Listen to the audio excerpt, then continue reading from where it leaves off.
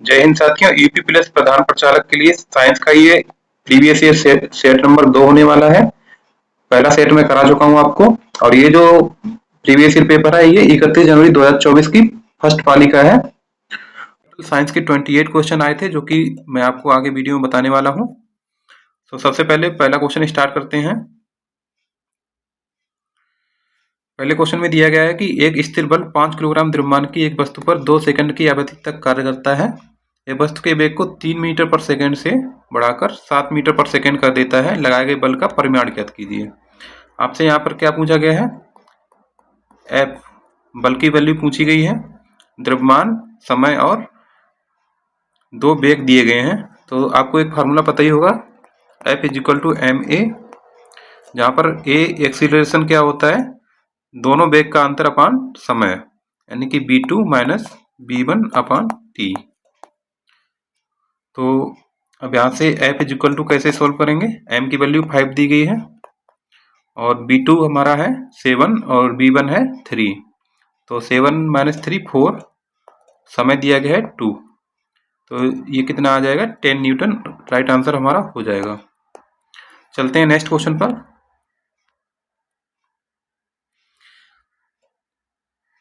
निम्न राशियों के युग्मों में से किस एक में 2 राशियां शामिल हैं जो दोनों अदिश हैं?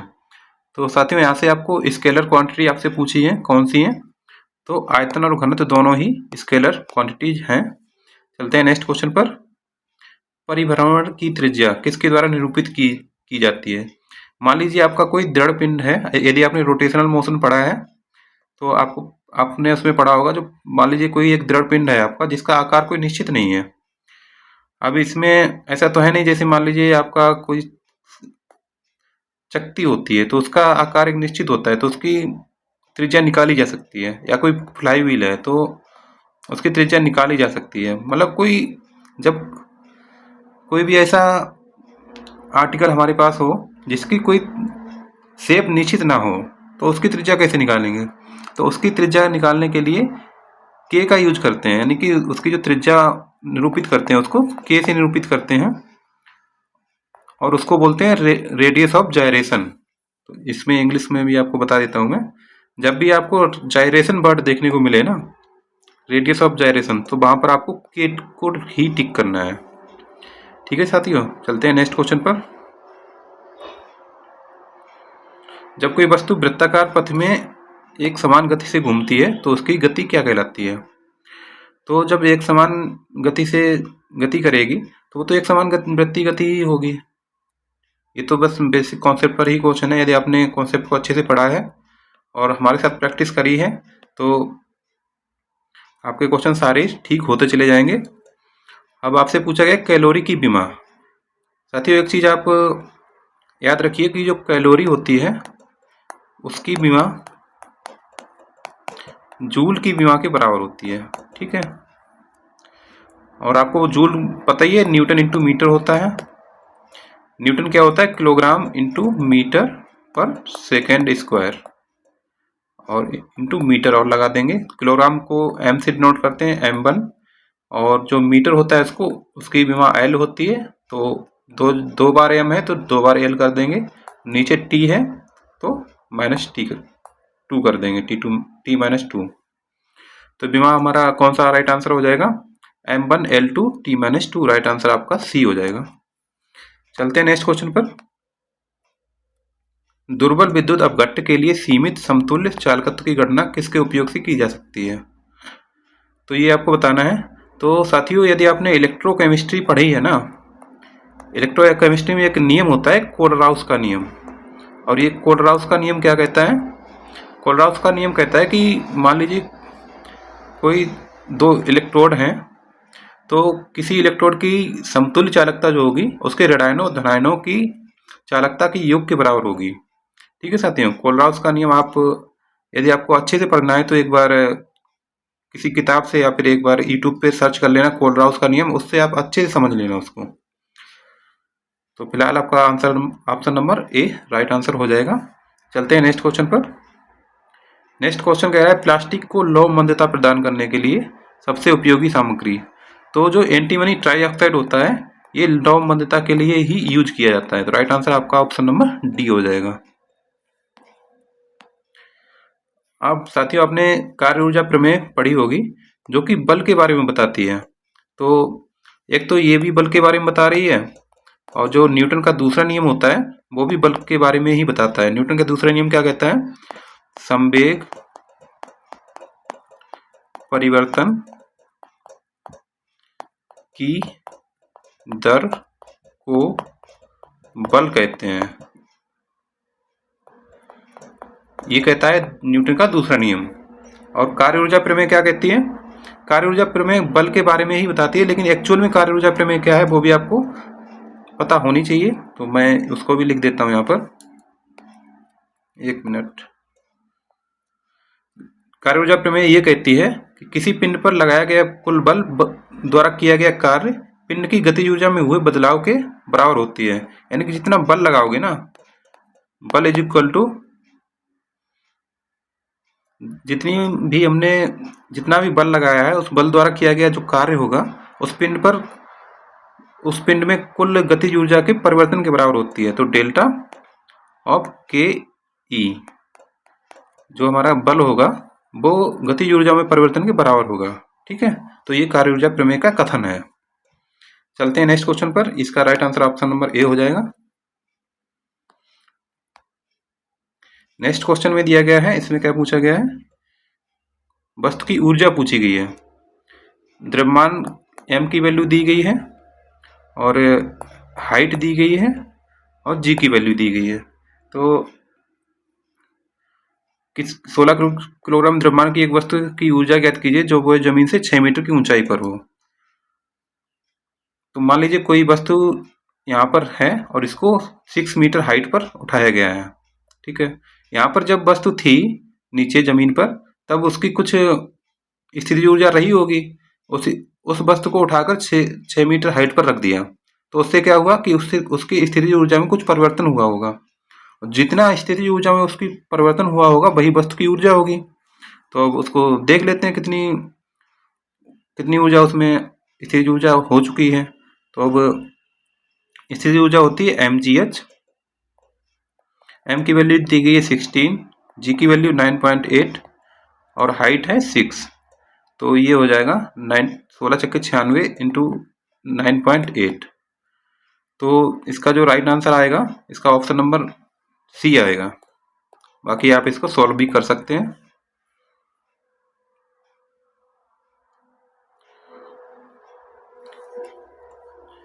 इसमें क्या पूछा गया? त्वरण पूछा गया इस क्वेश्चन में। तो ये भी बिल्कुल सिंपल सा ही क्वेश्चन है, F is equal to ma। तो साथियों एक चीज आप देख रहे होंगे, क्वेश्चन जो आ रहे हैं वो बिल्कुल कॉन्सेप्ट बेस पर ही आ रहे हैं। यदि आपने बेसिक कॉन्सेप्ट पढ़ रखे हैं और प्रैक्टिस भी कर रखी है तो एक भी क्वेश्चन आपसे छूटेगा नहीं, और पेपर में आपको ज़्यादा समय भी नहीं लगेगा यदि आपने अच्छे से प्रैक्टिस करी है। तो यहाँ से यदि हम त्वरण निकालेंगे तो F/A करना पड़ेगा। फोर्स कितना दिया गया है? 60 न्यूटन का, तो 60, और द्रव्यमान दिया गया 20, तो 3 मीटर पर सेकेंड स्क्वायर। राइट आंसर हमारा कौन सा होगा? Option number D. चलते हैं नेक्स्ट क्वेश्चन पर।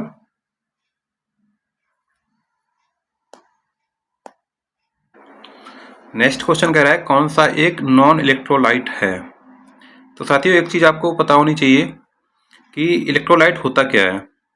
इलेक्ट्रोलाइट एक ऐसा कंडक्टर होता है जो कि आयंस की वजह से उसमें इलेक्ट्रिसिटी फ्लो हो सकती है। एक तो आपका इलेक्ट्रोलाइट हो गया, और एक कंडक्टर में क्या होता है? जो इलेक्ट्रिसिटी फ्लो होती है वो इलेक्ट्रॉन की वजह से होती है, लेकिन इलेक्ट्रोलाइट में आयंस की वजह से इलेक्ट्रिसिटी फ्लो होती है। ये दो चीजें आपको जरूर ध्यान रखनी है। तो जो हाइड्रो आयोडिक अम्ल है इसमें भी आयंस बन सकते हैं, यानी कि ये भी आयन से ही बना है। हाइड्रोक्लोरिक अम्ल में भी आयन ही है, और कार्बोनिक अम्ल में भी आयन ही है। इनमें भी आयन जनरेट हो सकते हैं, लेकिन मेथनॉल में आयंस क्रिएट नहीं हो सकते, इसलिए ये एक नॉन इलेक्ट्रोलाइट है। तो राइट आंसर आपका ऑप्शन नंबर बी हो जाएगा। अब चलते हैं नेक्स्ट क्वेश्चन पर। नायलॉन 6 के निर्माण में उपयोग किए जाने वाले मोनोमर क्या हैं? तो जो नायलॉन 6 से बनाया जाता है वो बनाया जाता है हेक्सा मेथिलीन डाइमाइन और एडिपिक एसिड। आप इसको कैसे ध्यान रखेंगे, हेक्सा, हेक्सा को 6 से ही डिनोट करते हैं। तो राइट आंसर आपका ऑप्शन नंबर डी हो जाएगा। ब्रह्मांड में प्रत्येक द्रव्यमान प्रत्येक अन्य द्रव्यमान को आकर्षित करता है, एक इसका मुख्य विचार है। तो जो सार्वत्रिक गुरुत्वाकर्षण का जो नियम है न्यूटन का, वो ये बताता है कि जो प्रत्येक द्रव्यमान है वो दूसरे द्रव्यमान को आकर्षित करता है। और किस फोर्स से आकर्षित करता है, तो जो बल होता है वो F बराबर G m1 m2 upon r square.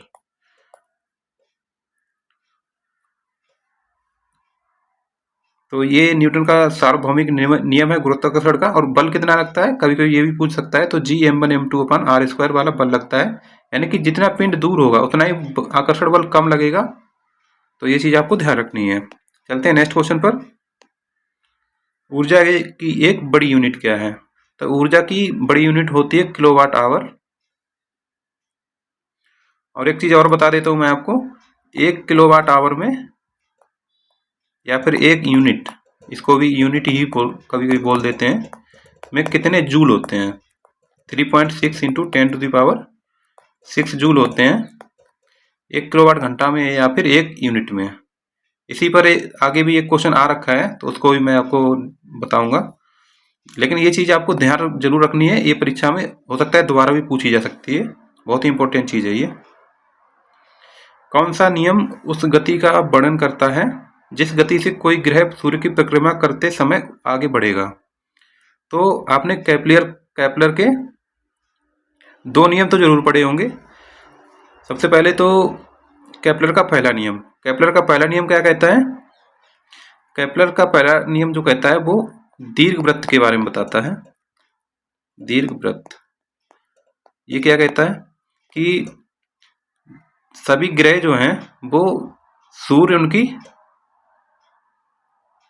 Centre में स्थित है। यहाँ पर सूर्य है हमारा, और ये केपलर का पहला नियम कहता है कि जो हमारे ग्रह हैं वो सूर्य की एक दीर्घवृत्ताकार कक्षा में चक्कर लगाते हैं और सूर्य उसके सेंटर में स्थित है। ठीक है। और केपलर का दूसरा नियम क्या कहता है, केपलर का दूसरा नियम कहता है कि कोई भी पिंड है वो समान समय अंतराल में समान क्षेत्रफल तय करता है।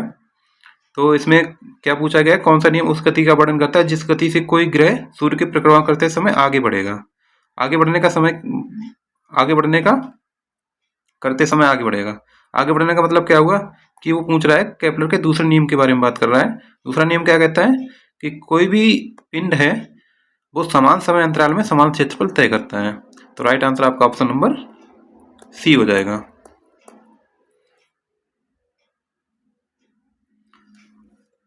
अब इसमें क्या पूछा गया है, गतिज ऊर्जा के बारे में बात करी गई है। 2 रेडियन पर सेकंड के कोणीय वेग से घूमने वाले 6 किलोग्राम मीटर स्क्वायर जड़त्व आघूर्ण वाले एक पिंड की गतिज ऊर्जा खाली स्थान के वेग से घूमने वाले 6 किलोग्राम द्रव्यमान वाले पिंड के समान होती है। तो साथियों इसमें गतिज ऊर्जा को आपको कंपैरिजन कराना है। मान लीजिए कोई एक पहला पिंड है, इसकी जो कोणीय वेग है इसका वो 2 रेडियन पर सेकेंड है, और इसका जो द्रव्यमान है वो 6 किलोग्राम मीटर स्क्वायर। ठीक है। एक कोई दूसरा पिंड है, इसका जो द्रव्यमान है 6 kg का है, और इसका वेग पूछा गया है, इसको हम B2 मान लेते हैं और इसको B1 मान लेते हैं। तो अब इसको कैसे हम निकालेंगे, तो सबसे पहले आपको पता होना चाहिए काइनेटिक एनर्जी क्या होती है हमारी, हाफ mv²। तो इसको कंपैरिजन कर देंगे, half m1v1² is equal to half m2v2²। अब हाफ से आपको कैंसिल ही हो जाएगा, इसको क्या कंपेयर करना। तो m1 की वैल्यू कितनी है, पहले वाले पिंड का जड़त्व आघूर्ण है 6 और वेग इसका है 2, तो 2 का स्क्वायर 4 हो जाएगा। और दूसरे वाले द्रव्यमान है 6 और B2²। तो 6 से ये 6 कैंसिल हो जाएगा, B2 की वैल्यू कितनी आ जाएगी 2। तो राइट आंसर हमारा कौन सा होगा, ऑप्शन नंबर सी। चलते हैं नेक्स्ट क्वेश्चन पर। 1 पारसेक खाली स्थान प्रकाश वर्ष के बराबर होता है। तो ये तो आपको वो सिंपल सा पता ही होगा कि 1 पारसेक 3.26 प्रकाश वर्ष के बराबर होता है। चलते हैं नेक्स्ट क्वेश्चन पर। एक निश्चित घर ने 1 महीने के दौरान, साथियों मैंने आपको आगे बताया था ना, 1 यूनिट में 3.6 इंटू 10⁻6 जूल होते हैं। वहीं से ये क्वेश्चन पूछ लिया गया। एक निश्चित घर ने 1 महीने के दौरान 250 यूनिट ऊर्जा की खपत की, जूल में ये कितनी ऊर्जा है। यूनिट को आपको जूल में कन्वर्ट करना है। तो 1 यूनिट में होती है 3.6 इंटू 10⁻6 जूल। तो 250 यूनिट में कितनी हो जाएगी, तो 250 का इसमें गुणा कर देंगे सिंपल सा, इंटू 10⁻6 जूल। तो 0 से ये दशमलव हटा देंगे और 25 छक्का 150, हासिल लगी 15, 15 3 75 और 15 90, 25 छक्का 90, नहीं 25 75, 25 छक्का 150, सॉरी 25 छक्का 150 होते हैं। तो 0, हासिल लगी 15 और 25 75 15 0, 25 75 15 और 90। तो ये 900 इंटू 10⁻6 जूल। सॉरी थोड़ा कन्फ्यूजन हो गई थी हमको। तो इसमें कौन सा हमारा ऑप्शन ठीक होगा, तो हाँ इन 0 को भी इधर शिफ्ट कर लेंगे। तो 9 इंटू 10⁸ जूल राइट आंसर आपका ऑप्शन नंबर ए हो जाएगा। चलते हैं नेक्स्ट क्वेश्चन पर। 5 मीटर पर सेकेंड स्क्वायर के एक समान, लेकिन यहाँ पर सेकेंड स्क्वायर कैसे हो सकता है, वेग जो होता है वो, तो फिर ये वेग नहीं होगा, ये वेग नहीं होगा, ये होगा त्वरण, क्योंकि वेग की यूनिट होती है मीटर पर सेकेंड। ये है 5 मीटर पर सेकेंड स्क्वायर के एक समान त्वरण से गतिमान 40 किलोग्राम द्रव्यमान वाले एक पिंड पर लगने वाले कुल बल की गणना कीजिए। तो F बराबर ma फार्मूला आप लगा देंगे। m की वैल्यू कितनी है 10 और a की वैल्यू 5, तो 50 न्यूटन का बल लगेगा। राइट आंसर आपका ऑप्शन नंबर सी हो जाएगा। चलते हैं नेक्स्ट क्वेश्चन पर। इसमें पूछा गया है किस इलेक्ट्रोड को अक्सर द्वितीयक मानक संदर्भ इलेक्ट्रोड के रूप में प्रयुक्त किया जाता है। तो जो हमारा कैलोमल इलेक्ट्रोड होता है, इसको द्वितीयक मानक इलेक्ट्रोड के रूप में प्रयुक्त करते हैं। और ये बना किससे होता है कैलोमल इलेक्ट्रोड, तो ये बना होता है HgCl से। चलते हैं नेक्स्ट क्वेश्चन पर। HTO के साथ प्रतीक G का उपयोग ये इंगित करने के लिए किया जाता है कि ये खाली स्थान है। तो G तो आपको पता ही है। G मैं आपको जल की तीनों अवस्थाओं के बारे में बता देता हूँ। जब भी जल और S लिखा हो तो क्या होगा, जल L लिखा हो तो क्या होगा, और जल G लिखा हो तो क्या होगा। अगर जल ठोस सॉलिड है तो क्या हो जाएगा, ठोस, वो बर्फ। जल की सॉलिड अवस्था क्या होती है, बर्फ। और जल की लिक्विड अवस्था पानी बोल दीजिए या जल ही बोल दीजिए इसको। जल की गैसीय अवस्था क्या होती है, भाप होती है। तो इसका राइट आंसर आपका ऑप्शन नंबर बी हो जाएगा। नेक्स्ट क्वेश्चन पर चलिए। संघनन बहुलीकरण तकनीक के माध्यम से कौन सा फाइबर उत्पादित किया जाता है। तो संघनन से कौन सा फाइबर मिलता है, वो मिलता है पॉलिएस्टर। तो राइट आंसर आपका ऑप्शन नंबर सी हो जाएगा। चलते हैं नेक्स्ट क्वेश्चन पर। उपग्रह का कक्षीय वेग से स्वतंत्र होता है। तो ऑर्बिटल वेलोसिटी का फार्मूला आपको पता होगा। Orbital velocity is equal to 2g/e + h, ये होती है, ठीक है। तो इसमें क्या क्या है, इसमें द्रव्यमान तो आपको कहीं नजर नहीं आ रहा, आपको इसमें गुरुत्वीय त्वरण भी नजर आ रहा है, त्रिज्या भी नजर आ रही है, और उपग्रह की हाइट भी नजर आ रही है। तो उपग्रह की हाइट भी नजर आ रही है, उपग्रह का द्रव्यमान तो नजर आ नहीं रहा आपको। तो राइट आंसर आपका ऑप्शन नंबर सी हो जाएगा। चलते हैं नेक्स्ट क्वेश्चन पर।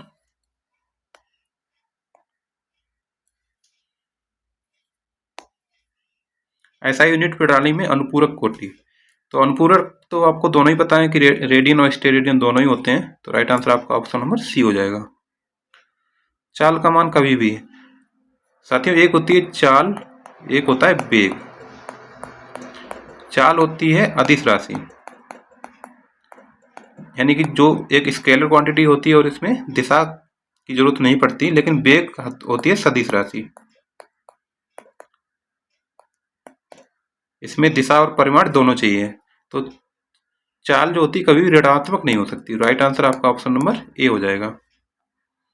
परिमाण और दिशा दोनों देने के लिए वेक्टर, तो परिमाण और दिशा में तो वेक्टर में तीर का निशान लगाते हैं। राइट आंसर आपका ऑप्शन नंबर डी हो जाएगा। चलते हैं नेक्स्ट क्वेश्चन पर। निम्न में से कौन सा अल्काइंस का सूत्र है? मैं आपको तीनों फार्मूले बता देता हूं। Alkane, alkene. जब भी आप एग्जाम में बैठें तो इस तरह से लिखें जिससे कि आपको कंफ्यूजन नहीं होगी कभी। और इन तीनों फार्मूले में कंफ्यूजन बहुत ज़्यादा होती है। एल्केन, एल्कीन और एल्काइन। सबसे पहले यहाँ पर क्या करिए आप, +2 करिए, यहाँ पे -2 कर दिए, बस आपका काम हो गया। अब क्या करना है आपको, CnH2n लिखना है, यहाँ CnH2n लिखना है और यहाँ CnH2n लिखना है। बस इधर +2 करना है, इधर -2 करना है। इस चीज़ का आपको ध्यान रखना है। तो फिर इसमें क्या पूछा गया हमसे, एल्काइंस पूछा गया है। तो आपका ऑप्शन नंबर एल्काइंस का फार्मूला कौन सा हुआ, CnH2n -2। तो राइट आंसर आपका ऑप्शन नंबर डी हो जाएगा। अब चलते हैं नेक्स्ट क्वेश्चन पर। घूर्णी गति का उदाहरण क्या है? तो घूर्णी गति तो पता ही है, जो हमारी पृथ्वी है ये भी एक घूर्णी गति का ही एक उदाहरण है। अब चलते हैं नेक्स्ट क्वेश्चन पर। निम्न में से कौन सा विशिष्ट चालकता और आयतन का गुणनफल है? तो जो मोलर चालकत्व और समतुल्य चालकत्व दोनों जो है विशिष्ट चालकता और आयतन का ही गुणनफल होते हैं। ये फार्मूला भी आपको पता होगा। अब चलते हैं नेक्स्ट क्वेश्चन पर। पानी में घुले, तो साथियों जो कैल्शियम के लवण होते हैं और जो मैग्नीशियम के लवण होते हैं दोनों ही कठोर जल को दर्शाते हैं। यानी कि अगर कोई जल कठोर है तो उसमें क्या क्या हो सकता है, कैल्शियम के लवण और मैग्नीशियम के लवण जरूर होंगे। तो राइट आंसर आपका ऑप्शन नंबर सी हो जाएगा। चलते हैं नेक्स्ट क्वेश्चन पर। तो साथियों ये थे आपके टोटल 28 क्वेश्चन। आप कैसा लगा हमारा वीडियो जरूर कमेंट करके बताना और जुड़े रहिए हमारे साथ। हम डेली आपके साथ प्रैक्टिस सेट लाते रहेंगे और आप चैप्टर वाइज अपनी तैयारी करते रहिए। मान लीजिए आपसे किसी चैप्टर में क्वेश्चन नहीं बनता है तो उस चैप्टर को डेली उसके नोट्स बनाइए, उसका रिवीजन करिए, उसके साथ उसके बाद हमारे साथ प्रैक्टिस जरूर करिए। मैं आपको चैप्टर दिखा देता हूँ कौन कौन से पढ़ने हैं आपको हेड रेडियोप्टर के लिए। साथियों टोटल 9 चैप्टर भर्ती बोर्ड ने अपने नोटिफिकेशन में दे रखे थे और इन्हीं 9 चैप्टर से ही आपके पेपर में क्वेश्चन बन रहे हैं। कोई भी क्वेश्चन बाहर से नहीं आ रहा। आप देख रहे होंगे कि जो 9 चैप्टर दिए गए हैं भर्ती बोर्ड ने, सारे क्वेश्चन उसी से बन रहे हैं। कोई भी एक भी क्वेश्चन सिंगल क्वेश्चन आप बाहर से नहीं निकाल सकते। तो आप बस इन्हीं चैप्टर पर फोकस करिए। आपके 28 क्वेश्चन यहीं से आने हैं। बाकी हमारे साथ प्रैक्टिस करते रहिए। जब तक एग्ज़ाम नहीं हो जाता तब तक हम आपके साथ प्रैक्टिस कराते रहेंगे। तो मिलते हैं नेक्स्ट वीडियो में। तब तक के लिए धन्यवाद वीडियो देखने के लिए। और यदि आपके पास कोई सवाल है या कोई कमेंट करना है तो कमेंट सेक्शन में कमेंट जरूर करना। बाकी चैनल को सब्सक्राइब करके रखना नेक्स्ट वीडियो की अपडेट के लिए। धन्यवाद।